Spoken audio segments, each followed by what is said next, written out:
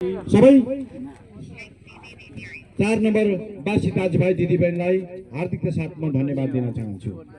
म तपाईहरुलाई भन्न चाहन्छु, तपाईले 79 सालमा मलाई 5 वर्षको निम्ति मतदान गर्नुभएको थियो। 5 वर्ष जनताको निम्ति कानुन बनाऊ, जनताको निम्ति तिमी राम्रो काम गर, जनतालाई सँगै साथ लिएर तिमी अगाडि बढ भनेर तपाईहरुले भन्नुभएको थियो। दुर्भाग्य 5 वर्ष पुग्नु पाएन। प्रतिनिधि सभा विघटन भयो। विघटन भएर फेरि हामी जनता बीचमा जाने, जनतालाई अपिल गर्ने, जनताबाटै ऐमत लिएर फेरि जनताको सेवा गर्नका निम्ति हामी अगाडि बढिरहेछौँ।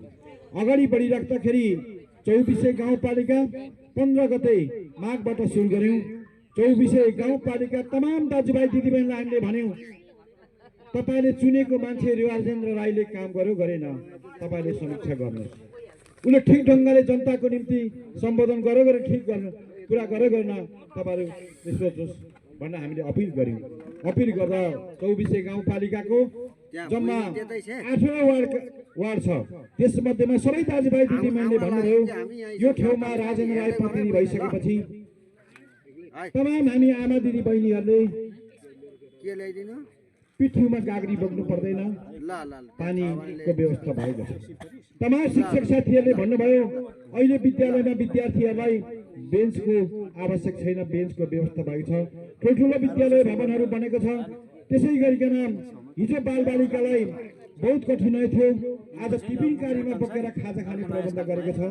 त्यसै गरिकन खेलकुदको मैदानहरू बनेको छ, सिँचाइको व्यवस्थापन भएको छ, ठुल्ठुलो सडकहरू बनेको छ।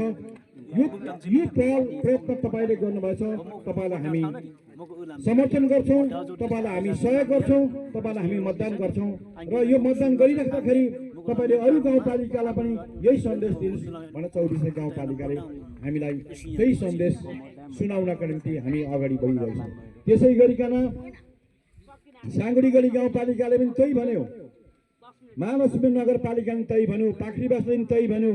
त्यति मात्रै नभएर सबै गाउँपालिकाको समर्थन त्यही कुरामा छ।